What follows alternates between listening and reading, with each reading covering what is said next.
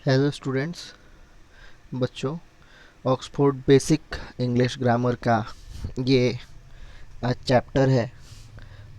Verbs पढ़ने जा रहे हैं हम लोग। इसके पहले मैंने अलग अलग वीडियोज़ में इसके और सारे चैप्टर्स पढ़ा दिए हैं, जिनमें consonant vowels, words, sentences, parts of speech, noun, pronoun और एडजेक्टिव हैं, और उन्हें आप मेरे चैनल पे जाके देख सकते हैं।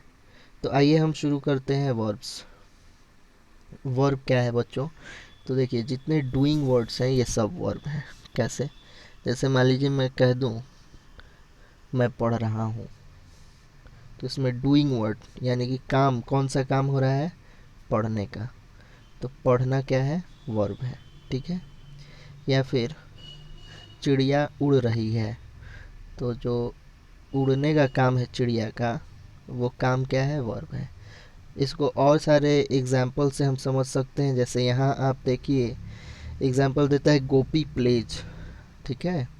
तो गोपी खेलता है, तो इसमें जो है प्लेज क्या है? वर्ब है। खेलना क्या है? वर्ब है। यानी जो काम हो रहा है वो वर्ब है। राम इज इल, अब यहाँ पे क्या है कि इज वर्ब है। ठीक है। कैसे? तो अभी आप इसको देख लीजिए, इसको हम आगे समझेंगे। ठीक है। राधा हैज अ डॉल, यहाँ हैज जो है ये वर्ब है। ठीक है। तो अगर हम बात करें इसके जो है कि परिभाषा की, तो यहाँ आप ये याद कर लीजिएगा, ये आपको याद होना चाहिए। A verb is a word which shows an action, state और पोसेशन।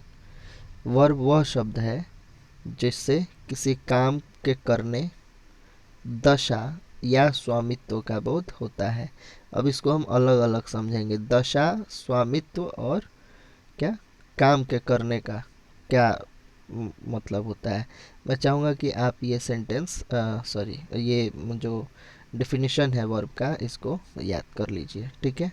अब आइए हम बारी बारी से समझते हैं कि क्या मतलब है इसका। ठीक है। यहाँ देखिए कुछ वर्ब्स दिए हुए हैं, आप इनको पढ़ लीजिएगा वीडियो को रोक के। ठीक है। इसमें ईट, read, go, come, drink, give, इस तरीके के जो भी वर्ब्स हैं जो काम करने के उसको दिखाते हैं, वो सब वर्ड्स क्या है? वर्ब्स हैं। बच्चों, एक एक्सरसाइज है आपको, यहाँ आपको ये करना है। ठीक है। इस एक्सरसाइज में करना ये है कि अभी आपने ये ऊपर जो पढ़ा है कि वर्ब इसमें से कौन कौन से हैं, ये सब वर्ब्स हैं। ठीक है। Eat, read, go, come, drink, give, हाँ, jump, leave, do, sell, run, love, ये सब वर्ब्स हैं। और इन वर्ब्स को आपको रीड करना है, और रीड करके पॉज करके आप रीड कर सकते हैं। और रीड करके यहाँ देखिए, यहाँ पे ये भी वर्ब्स हैं। ठीक है।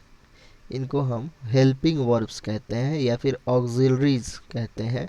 इसको मैं आगे बताऊंगा, लेकिन अभी आपको क्या करना है कि एक्सरसाइज 16 को बना लेना है आगे बढ़ने से पहले। ठीक है। तो आप एक काम कीजिएगा कि इसको रोक के वीडियो को पॉज करके एक्सरसाइज को बना लीजिएगा। यहाँ देखिए, यहाँ पे मैं समझा देता हूँ। जैसे मान लीजिए आई रीड एक सेंटेंस है, तो इसमें वर्ब कौन सा है? रीड। ठीक है। सी लाफ्ट, शी लाफ्ट। ठीक है। वह हंसी थी, शी लाफ्ट, वो हंसती थी, तो या फिर वो हंसी। ठीक है। तो लाफ्ट जो है ये क्या हो जाएगा? वर्ब हो जाएगा। तो इस तरीके से यहाँ पे देखिए, इज भी वर्ब है, शैल, गो भी वर्ब है, आर, कैन डू, ये सब वर्ब्स हैं।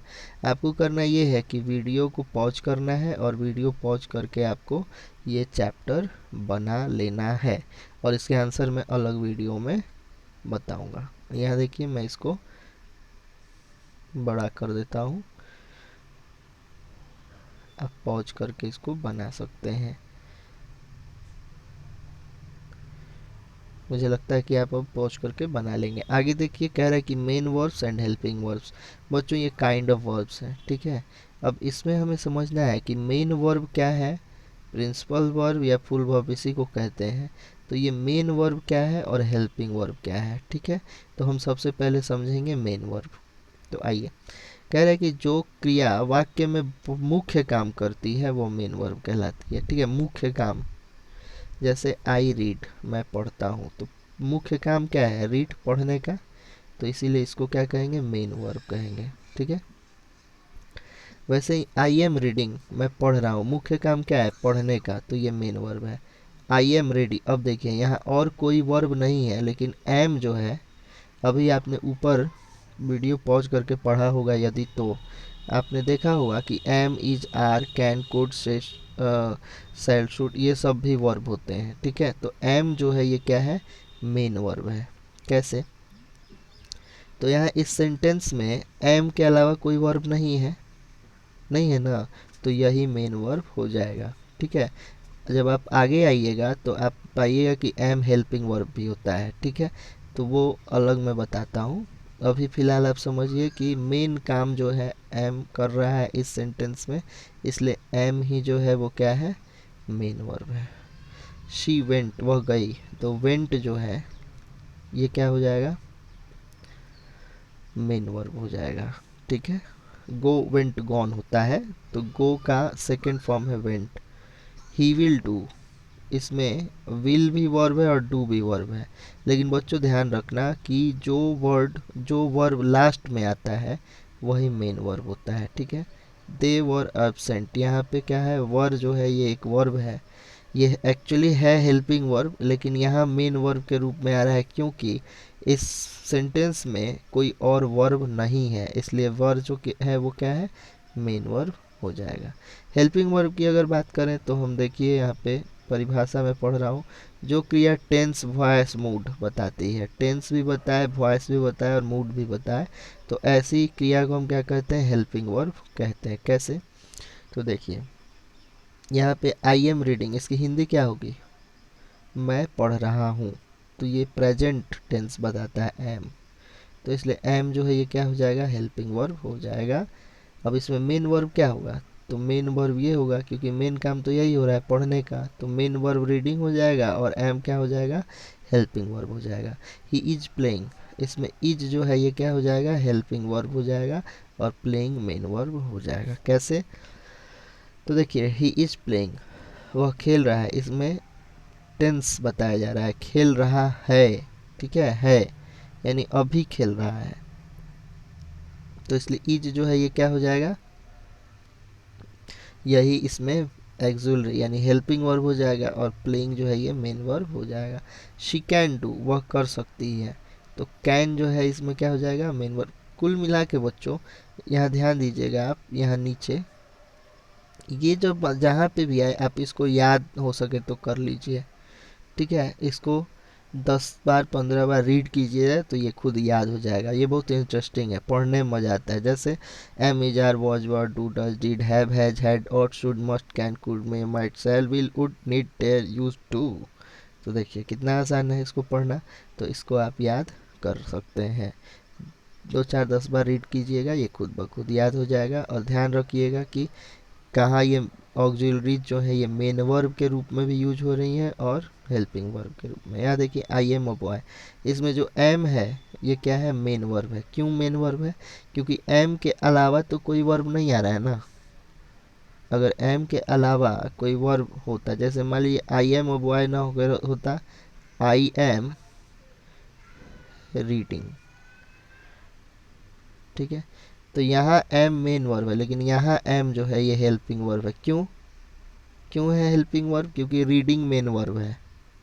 ठीक है, शी इज इल, तो यहाँ इज जो है ये क्या हो जा रहा है, मेन वर्ब। क्यों मेन वर्ब हो रहा है, क्योंकि इज के अलावा इस सेंटेंस में कोई भी वर्ब नहीं है। अगर सी इज इल की जगह होता she is crying, she is crying, तो यहाँ इज मेन वर्ब ना होके यहाँ ये हेल्पिंग वर्ब हो जाता, और क्राइंग जो है ये क्या हो जाता, मेन वर्ब हो जाता। क्यों, क्योंकि मेन काम तो क्राइंग का है ना, इज जो है ये हो जाता है हेल्पिंग वर्ब। ठीक है, तो इस तरीके से ये मेन वर्ब और हेल्पिंग वर्ब का कंसेप्ट है। ही हैज अ कार, यहाँ देखिए ये स्वामित्व का भाव है, ही हैज अ कार, उसके पास एक कार है, तो हैज के अलावा तो कोई वर्ब नहीं आ रहा, इसलिए हैज ही क्या हो जाएगा, मेन वर्ब हो जाएगा। ही वेंट, वह गया, वेंट।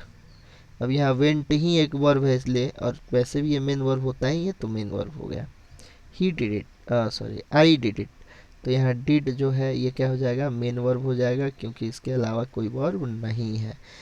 ठीक है, अभी आप बच्चे हैं और बेसिक ग्रामर में चूँकि यही सिलेबस है, तो मुझे लगता है कि आपको थोड़ी कठिनाई होगी, लेकिन ये समझ में आ जाएगा। जब आगे ऊपर के क्लासेस में आप जाएंगे तो मेरे वीडियो जो जूनियर इंग्लिश ग्रामर के हैं वो पढ़िएगा तो और ज़्यादा क्लियर होगा, हालांकि उसमें भी लगभग यही चीज़ पढ़नी है। ठीक है, यहाँ कुछ हेल्पिंग वर्ब्स देखिए, हेल्पिंग वर्ब्स की संख्या है 24। ठीक है, और इनमें से इन 24 वर्ब में से कुछ वर्ब्स ऐसे हैं जिनका प्रयोग मेन वर्ब और हेल्पिंग वर्ब यानी दोनों ही प्रकार से विभिन्न वाक्यों में किया जा सकता है। कैसे, तो आइए समझते हैं। आई एम अ बॉय, यहाँ एम जो है एक ही वर्ब है और इसलिए ये मेन वर्ब होगा, लेकिन यहाँ आई एम रीडिंग, यहाँ एम हेल्पिंग वर्ब था, लेकिन यहाँ सॉरी यहाँ एम मेन वर्ब था, जबकि यहाँ एम जो है ये क्या हो जाएगा, हेल्पिंग वर्ब हो जाएगा। क्यों हो जाएगा, क्योंकि रीडिंग जो है ये यहाँ पे मेन वर्ब हो जा रहा है। यहाँ देखिए सी हैज अ कार, यहाँ हैज एक ही वर्ब है सेंटेंस में, इसलिए हैज ही क्या हो जाएगा, मेन वर्ब हो जाएगा। ठीक है, यहाँ और कोई वर्ब नहीं है, इसलिए हैज ही मेन वर्ब हो जाएगा। She has eaten, she has eaten, यहाँ देखिए दो वर्ब्स हैं, हैज भी है और इटन भी है, तो यहाँ हैज जो है ये क्या मेन वर्ब होगा। अब सोचिए सोचिए, मैं इसको मिटा देता हूँ। हैज क्या मेन वर्ब होगा, नहीं होगा। क्यों नहीं होगा, क्योंकि ईटन जो है यहाँ पे ये मेन वर्ब हो जाएगा, जबकि हैज जो है ये हेल्पिंग वर्ब हो जाएगा। ठीक है, तो इस तरीके से ये आसान है बिल्कुल, कुछ प्रॉब्लम मुझे नहीं लग रहा कि आपको होगी। आई डिड इट, यहाँ डिड जो है ये क्या हो जाएगा, मेन वर्ब हो जाएगा। और I did not go there, यहाँ देखिए डिड भी एक वर्ब है और गो भी एक वर्ब है, तो गो जो है ये मेन वर्ब हो जाएगा और डिड जो है ये हेल्पिंग वर्ब हो जाएगा। तो इस तरीके से ये आसान सा कॉन्सेप्ट आपको अब समझ में आ गया होगा। यहाँ देखिए आई हैव बीन रीडिंग, ठीक है, तो हैव जो है और बिन, हैव बिन और रीडिंग, तो यहाँ हैव और बिन जो है ये हेल्पिंग वर्ब्स हो जाएंगे और रीडिंग जो है ये मेन वर्ब हो जाएगा। I have been a teacher, यहाँ देखिए हैव और बिन, ठीक है, अब यहाँ हैव जो है ये हेल्पिंग वर्ब हो जाएगा और मेन वर्ब बिन हो जाएगा। बच्चों ऐसा इसलिए क्योंकि आप ध्यान रखिए हमेशा ये बात कि अगर एक सेंटेंस है और सेंटेंस में वर्ब्स आ रहे हैं तो सबसे अंत में जो वर्ब आएगा ना वही मेन वर्ब होगा। ठीक है, सबसे अंत में जो, जैसे आई एम रीडिंग, ठीक है, तो इसमें अंत में कौन सा वर्ब आ रहा है, रीडिंग, रीडिंग आ रहा है ना अंत में, यही वर्ब आ रहा है लास्ट में, तो इसलिए रीडिंग ही मेन वर्ब होगा। ठीक है, इसके अलावा शी वॉज सिंगिंग,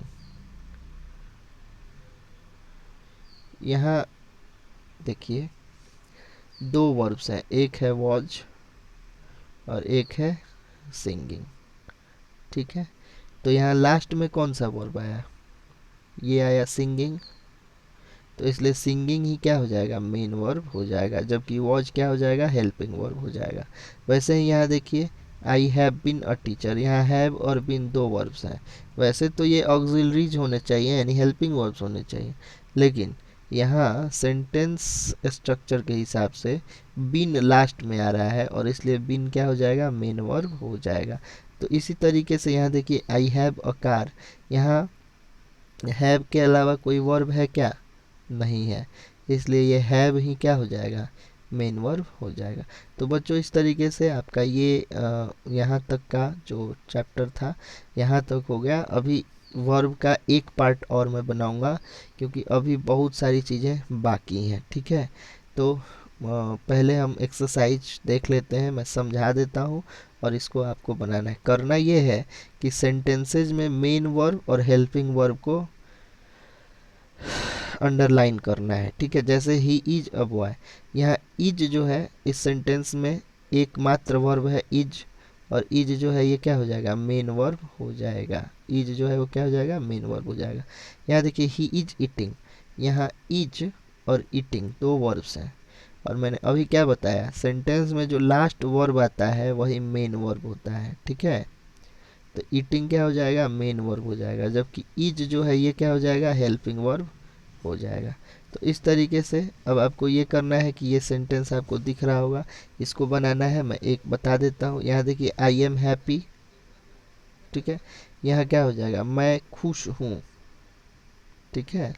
तो यहाँ जो एम हो जाएगा, एम, यही क्या हो जाएगा, मेन वर्ब हो जाएगा, ठीक है। इसके अलावा आई एम अ बॉय, यहाँ एम क्या हो जाएगा, यहाँ पे भी यही मेन वर्ब हो जाएगा। इसके अलावा आई एम प्लेइंग, यहाँ दो वर्ब्स हैं, एम है और प्लेइंग है, सबसे लास्ट में क्या आ रहा है, प्लेइंग आ रहा है, तो प्लेइंग मेन वर्ब हो जाएगा। जो लास्ट में वर्ब आए वो मेन वर्ब हो जाएगा, और जो उसके पहले है वो हेल्पिंग वर्ब हो जाएगा।